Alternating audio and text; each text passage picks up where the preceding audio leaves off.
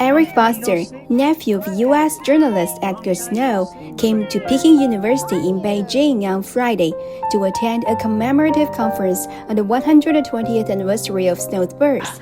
Is this the first time that you visit Beijing? No, I've been here several times, but this is my first time for maybe 5, 6, 7 years. Upon learning that Snow's great-grandnephew would also be present at the conference, he is filled with anticipation.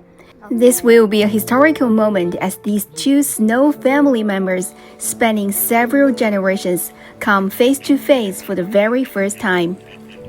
Snow was born in 1905 to an ordinary farming family in Missouri. In 1936, at a time when China was embroiled in internal conflict and faced external aggression, Snow made his way to the remote headquarters of the Communist Party of China in China's Shanxi province, where he conducted extensive interviews with top party leaders. Snow's first-hand reporting culminated in Red Star over China, which was published a year later and provided not only the West but also China with a rare and authentic account of the Red Army, its leadership and its steadfast commitment to improving the lives of the Chinese people. 这本书其实它的最大的贡献就是把中国共产党的抗日民族统一战线这个思想传播出去了。他采访了毛泽东，采访了那些红军的领袖、战士。那他掌握了第一手的资料，那他掌握了最真实的资料，深入一线啊，能够把第一手的东西展示出来。我觉得这也是他能够成为一个伟大的记者最宝贵的一个财富一个基础。It is because of this book that Snow's life and even the Snow family established a deep friendship with China. Snow's last words before his death were, "I love China," and he wished to leave half of his ashes in China. Today, Snow's ashes are placed by the Weiming Lake at Peking University. In memory of Edgar Snow, American friend of the Chinese people. Yes. Did they like the Red Army, I asked. They looked at me in genuine amazement. It had evidently never occurred to either of them that anyone could not like the Red Army.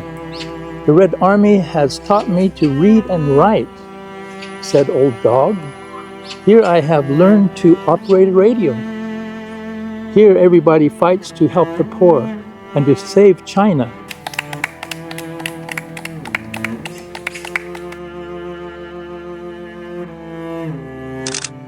My uncle was just at the right place at the right time, and then plus he has a very good writing style, you know. You read it and you can tell he's an honest journalist. You know that he's really telling the truth, and that's what makes him stand out. Journalism style.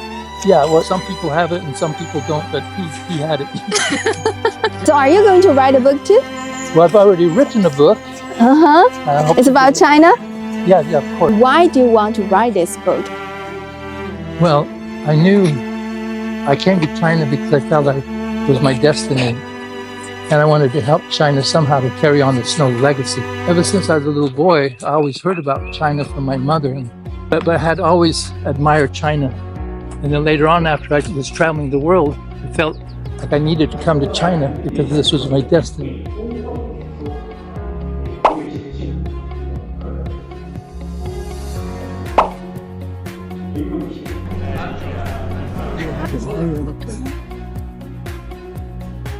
So it is first time for you guys to meet? Yes.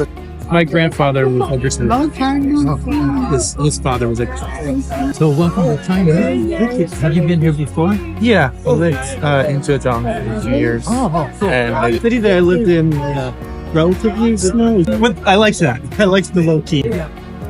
Coming to China also led to the birth of my son, who is half Chinese. I gave him the first name Snow, specifically as a tribute to Edgar. It is my sincere hope that by the time that he is old enough to make this trip, U.S.-China relations are in a far better state than they are right now. To my mind, Snow's legacy is rooted in a deep belief in the value of cross-cultural understanding, grounded in a sense of ethical integrity. Snow didn't ask or think about what was convenient to believe.